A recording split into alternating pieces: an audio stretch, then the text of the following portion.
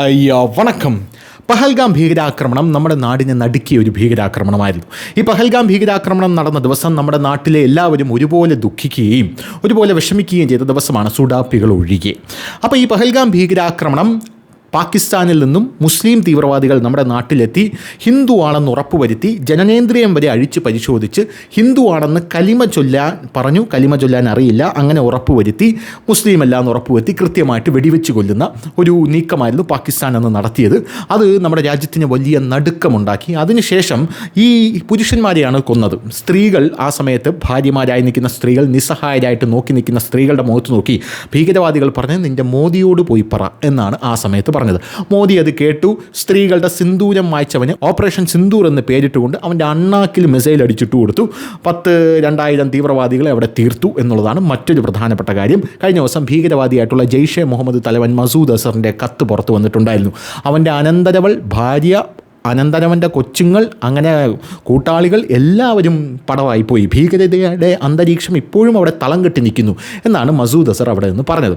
എന്തായാലും ഇത്തരത്തിലുള്ള ഭീകരവാദങ്ങൾ എവിടെയെങ്കിലുമൊക്കെ ഉണ്ടാകുമ്പോൾ ഇവിടെയുള്ള സുഡാപ്പികൾ, മതമൗലികവാദികളായിട്ടുള്ള സുഡാപ്പികൾ, ഇവന്മാർ പറയുന്ന ഒരു വാചകമുണ്ട്. അതായത് ഇതൊന്നും നമ്മളല്ല നടത്തുന്നത്, ഇതൊക്കെ നടത്തുന്നത് ജൂതന്മാരാണ്, നമുക്കിതിൽ യാതൊരുവിധ പങ്കുമില്ല എന്നാണ് യവന്മാർ എല്ലായിടത്തു നിന്നും തള്ളിക്കൊണ്ടിരിക്കുന്നത്. ഈ ഒരു കഥ വച്ചിട്ടാണ് യവന്മാരെ വൈറ്റ് വാഷ് അടിച്ചുകൊണ്ടിരിക്കുന്നത്. കാരണം നമ്മൾ സമാധാനത്തിൻ്റെ ആൾക്കാരാണ്.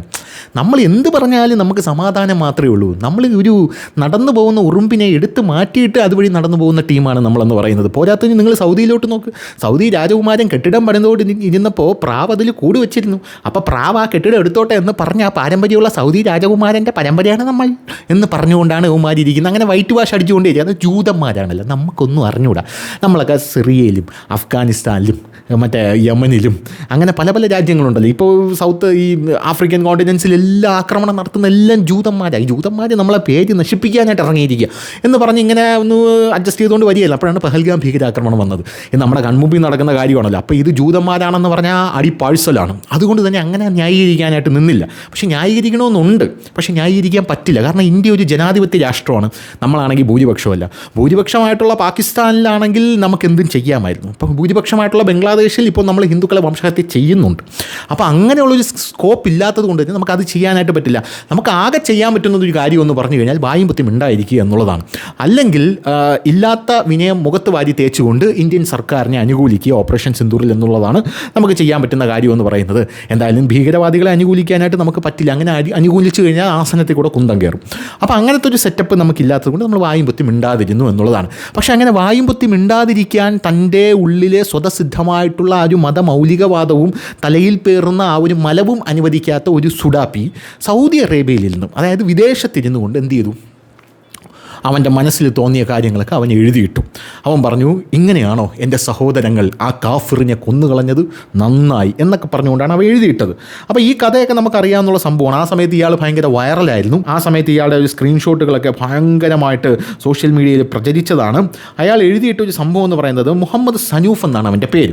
ഇങ്ങനെയാണോ എൻ്റെ സഹോദരങ്ങൾ ഈ കാഫിറിനെ കൊന്നുകളഞ്ഞത്, നന്നായി, ഇന്നല്ലെങ്കിൽ നാളെ കശ്മീർ ഞങ്ങൾ പിടിച്ചെടുക്കും, ഇന്ത്യയിൽ നിന്നും കശ്മീരിനെ വേർപെടുത്തും, മറ്റു ലോകരാജ്യങ്ങൾ ഇന്ത്യയെ കാർക്കിച്ച് തുപ്പും, കശ്മീർ അപകടത്തിലാണെന്ന് ലോകം തിരിച്ചറിയും, എൻ്റെ സഹോദരങ്ങൾ ഇന്ത്യയിലേക്ക് കടന്നു കയറി ഇന്ത്യൻ മുസ്ലിങ്ങളെ സംരക്ഷിച്ച് ബാക്കി മനുഷ്യരെ കൂട്ടം കൂട്ടമായി നശിപ്പിക്കും, കാലങ്ങളോളമായി കാത്തിരിക്കുകയായിരുന്നു വിശുദ്ധ യുദ്ധത്തിന് വേണ്ടി, ഞങ്ങളെ ഇന്ത്യൻ ആർമി കൊന്നിരിക്കും, സ്ലീപ്പർ സെൽസിനെ നിങ്ങൾക്ക് കൊല്ലാൻ കഴിയും, ഞങ്ങളുടെ ആശയവും ലക്ഷ്യവും ഒരിക്കലും മരവിപ്പിക്കാനും ഇല്ലാതാക്കാനും സാധിക്കില്ല, നാരേ തക്ബീർ എന്ന് ഉച്ചത്തിൽ വിളിച്ചുകൊണ്ട് ഒരു ദിവസം നിൻ്റെ എല്ലാം അടുത്ത് ഞങ്ങൾ എത്തിയിരിക്കും എന്നാണ് മുഹമ്മദ് സനൂഫ് എന്ന് പറയുന്ന ഈ സുഡാപ്പി സോഷ്യൽ മീഡിയയിൽ സ്വതസിദ്ധമായിട്ടുള്ള അവൻ്റെ ഒരു ചേതോ വികാരമാണ്. കാരണം ബാക്കിയുള്ള സുഡാപ്പികളൊക്കെ ഇന്ത്യയിലാണ്. അതുകൊണ്ട് അവന്മാർക്ക് ഇങ്ങനെ എഴുതിയിടാൻ പറ്റില്ല. അതുകൊണ്ട് മുഹമ്മദ് സനൂഫ് എഴുതിയിട്ടു, സൗദിയിൽ നിന്നുകൊണ്ട് എഴുതിയിട്ടു, ഇങ്ങനെയാണ് സംഭവം, സൗദി അല്ലെങ്കിൽ വേറെ ഏതെങ്കിലും ഇസ്ലാമിക രാജ്യമോ വളരെ സേഫാണെന്ന് പറഞ്ഞ് എഴുതിയിട്ടതാണ്. അങ്ങനെ എഴുതിയിട്ട് കഴിഞ്ഞ ശേഷം അധീന ഭാരതി എന്ന് പറയുന്ന യുവമോർച്ചയുടെ ഒരു നേതാവ് കൊണ്ടുപോയി പരാതി കൊടുത്തു. ഒരു വർഷത്തിന് ശേഷം അവൻ ഇന്ത്യയിൽ കാലുകുത്തിയപ്പോൾ അവനെ അറസ്റ്റ് ചെയ്ത് ഇപ്പോൾ അകത്താക്കിയിരിക്കുകയാണ്.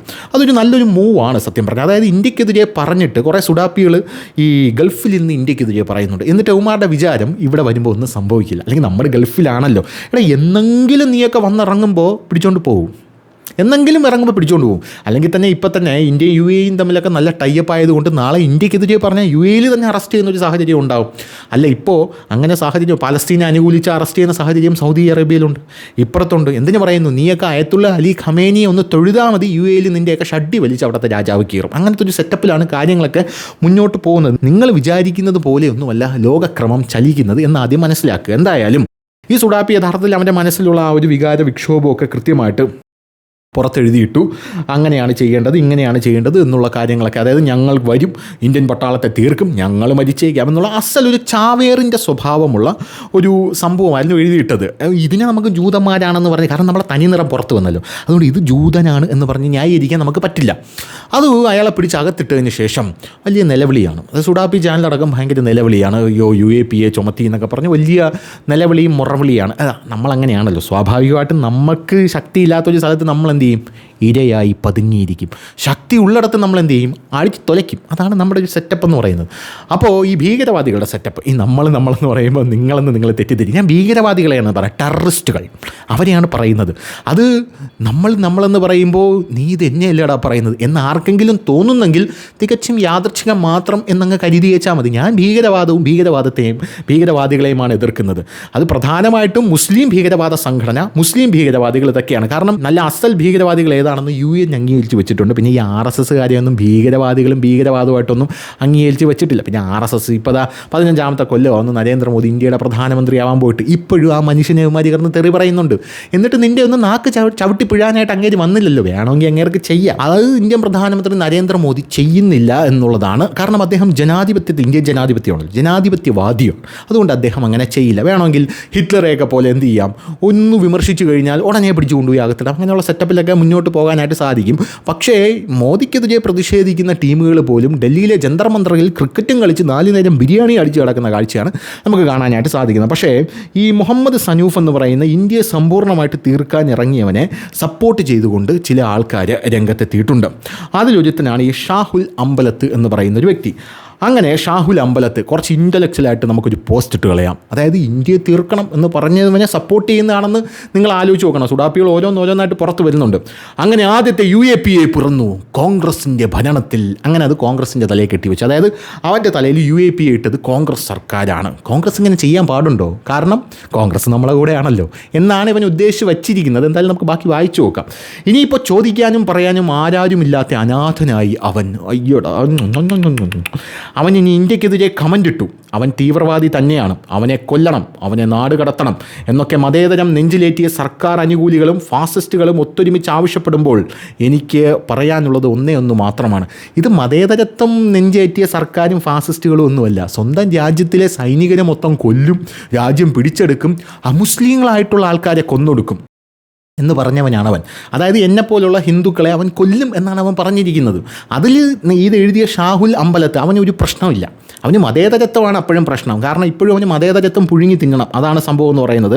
പക്ഷേ അങ്ങനെ അവൻ പറഞ്ഞതിൽ അവന് യാതൊരുവിധ പ്രശ്നമില്ല. എന്തായാലും വ്യക്തികളെ വിധിക്കാൻ ധൃതിപ്പെടരുത്. അയാൾ തെറ്റ് ചെയ്തിട്ടില്ല എന്നുള്ള അറിവ് എനിക്കില്ല, പിന്നെ വായും വെച്ചുകൊണ്ട് മിണ്ടായിരുന്നൂടെ, എന്തിനാണ് ചലിക്കുന്നത്? അതുപോലെ തന്നെ തെറ്റ് ചെയ്തു എന്നുള്ള ഉറപ്പുമില്ല. എനിക്കെൻ്റെ അനുഭവത്തിൽ നിന്നാണ് ഇങ്ങനെ ഒരു ചിന്ത വരുന്നത്.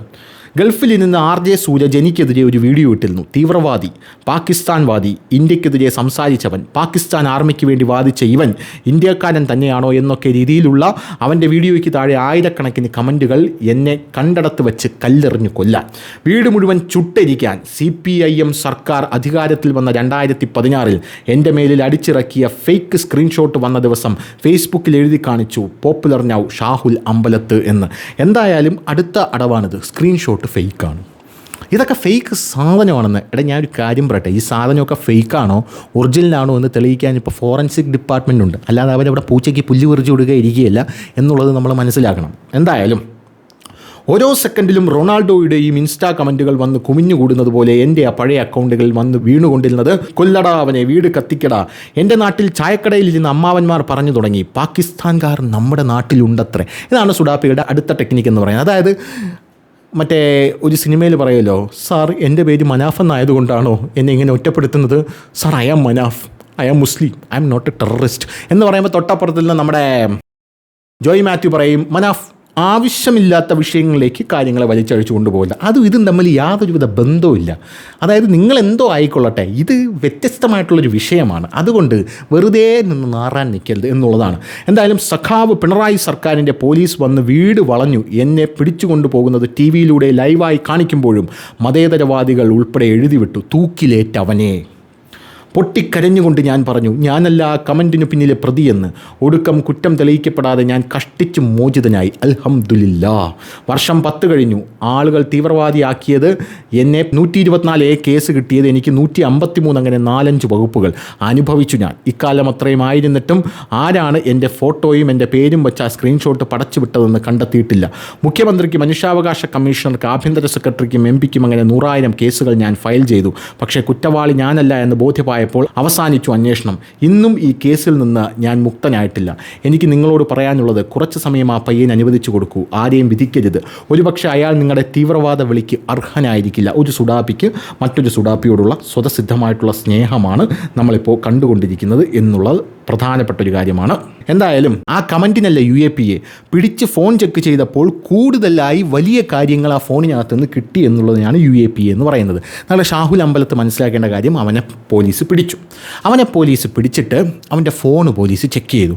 ആ ഫോണിനകത്ത്, അതായത് പിടിച്ചതിലും വലുതാണ് അറയിലിരിക്കുന്നത് എന്ന് പറഞ്ഞതുപോലെ, ആ ഫോണിനകത്ത് അവൻ അതിഗുരുതരമായിട്ടുള്ള രാജ്യത്തിനെതിരെയുള്ള കാര്യങ്ങൾ കണ്ടെത്തി എന്നുള്ളത് പറഞ്ഞാണ് അവനെതിരെ UAPA ചുമത്തിയിരിക്കുന്നത് എന്നുള്ളതാണ് പ്രധാനപ്പെട്ട കാര്യം. അതാണ് സംഭവം എന്ന് പറയുന്നത്. അല്ലാതെ ഈ ഒരു സാധനത്തിന് വേണ്ടി മാത്രമല്ല അവൻ്റെ മേൽ UAPA ചുമത്തിയിരിക്കുന്നത്.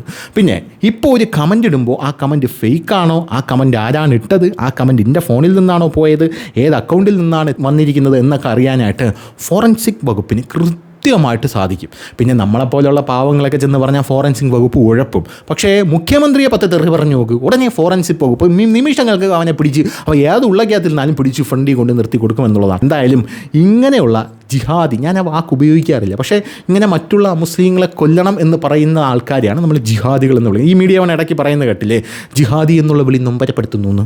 എന്തായാലും ഇന്നലെ വരെ ജിഹാദി എന്ന് പറഞ്ഞാൽ നന്മ മാത്രമായിരുന്നു. ഇന്ന് അങ്ങനെയല്ലേ, ഇപ്പോൾ ഇന്ന് നൊമ്പരപ്പെടുത്തി തുടങ്ങി. അപ്പോൾ അങ്ങനെയുള്ള സാഹചര്യങ്ങളിലൂടെ കാര്യങ്ങൾ കടന്നു പോകും എന്നുള്ളതാണ്. എന്തായാലും വന്ന് നിന്നവനും ആ നിന്നവനെ സപ്പോർട്ട് ചെയ്തവനും എല്ലാത്തിനും കിട്ടും എന്നുള്ളത് മാത്രമേ എനിക്ക് ഈ കാര്യത്തിൽ പറയാനുള്ളൂ. ഇനി ഈ ഗൾഫിലും UAE-യിലൊക്കെ ഇരുന്ന് കമൻ്റ് ഇട്ടിട്ട് ഇങ്ങോട്ടേക്ക് വരുമ്പം ആരും അറിയില്ല എന്ന് വിചാരിച്ചിരിക്കില്ല. നിങ്ങളവിടെ ഇങ്ങോട്ടേക്ക് വരാനായിട്ട് പോകുമ്പോഴേ എന്ത് ചെയ്യും, അവിടെ നിന്ന് ഇങ്ങോട്ടേക്ക് ഇൻഫർമേഷൻ പാസ്സാവും. ആ എയർപോർട്ടിൽ നിന്ന് ഈ എയർപോർട്ടിലോട്ടും, ഈ എയർപോർട്ടിൽ നിന്ന് പോലീസ് സ്റ്റേഷനിലോട്ടും പാസ്സാവും. പിന്നെ നിങ്ങൾ വരുമ്പോൾ നിങ്ങൾ ആനയിച്ച് കൊണ്ടുപോകാനായിട്ട് പോലീസായിരിക്കും ഇവിടെ നിൽക്കുന്നത് എന്ന് മാത്രം ഒന്ന് ആലോചിക്കുക. നോക്കിയും കണ്ടൊക്കെ കാര്യങ്ങൾ ചെയ്യുക. ജീവിക്കാൻ പോയാൽ മാനമര്യാദയ്ക്ക് ജീവിക്കുക. ഇനി മറ്റെന്തെങ്കിലും ആട് മേയ്ക്കാനാണ് പോകണമെങ്കിൽ എനിക്കൊന്നും പറയാനില്ല, അതൊക്കെ നിങ്ങളുടെ ഇഷ്ടമാണ്. ആട് മേയ്ക്കാൻ പോകണവന്മാർക്ക് നമ്മുടെ ഇവിടെ സ്പെഷ്യൽ സ്കീമൊക്കെ ഉണ്ട്. എന്തായാലും അത് തരാൻ ഇവിടെയുള്ള സർക്കാരിന് യാതൊരുവിധ മടിയുമില്ല എന്നുള്ളതാണ് എനിക്ക് പറയാനുള്ളത്. അപ്പോൾ ശരി.